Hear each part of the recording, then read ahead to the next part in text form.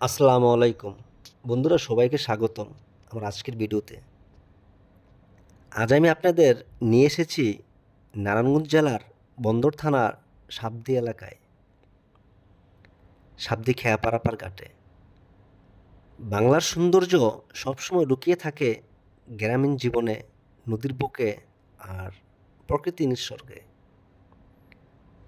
যেখান থেকে ব্রহ্মপুত্র নদ পার হলেই পৌঁছে যাব সোনারগাঁ থানার নবীনগর এলাকায়।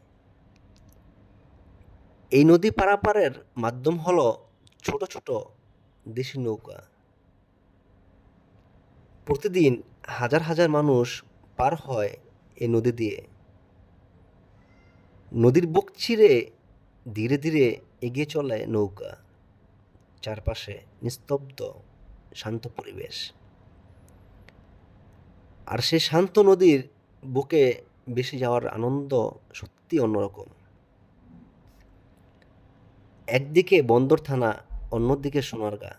দুই থানার মাঝখানে দাঁড়িয়ে আছে এই নদী, যেন দুই পার্কে এক অদৃশ্য সেতুতে বেঁধে রেখেছে এই নদী।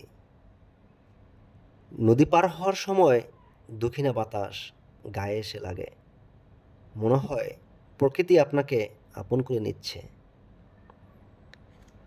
স্বচ্ছ পানির ঢেউ, মাঝির বৈঠার স্লোত শব্দ আর যাত্রীদের হাসি, সব মিলিয়ে এক অপূর্ব অভিজ্ঞতা তৈরি করে।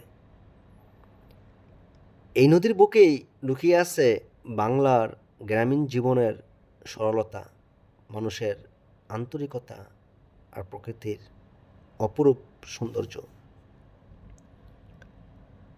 নদী পার হওয়া মানে শুধু এক পার থেকে আরেক পারে যাওয়া নয়, বরং কয়েক মিনিটের জন্য প্রকৃতির সঙ্গে একাত্ম হওয়া। যেন শহরের ব্যস্ততা থেকে দূর এক টুকরো শান্তির ঠিকানা। সাবদি থেকে নবীনগর এই যাত্রাপথ শুধু মানুষের দৈনন্দিন প্রয়োজন নয়, এটি এক আনন্দময় ভ্রমণ, এক অন্যরকম অনুভূতি। বাংলার গ্রামীণ জীবন আর নদীর স্নিগ্ধতায় ভরা এই দৃশ্য সত্যি মনকে করে দেয় প্রশান্ত,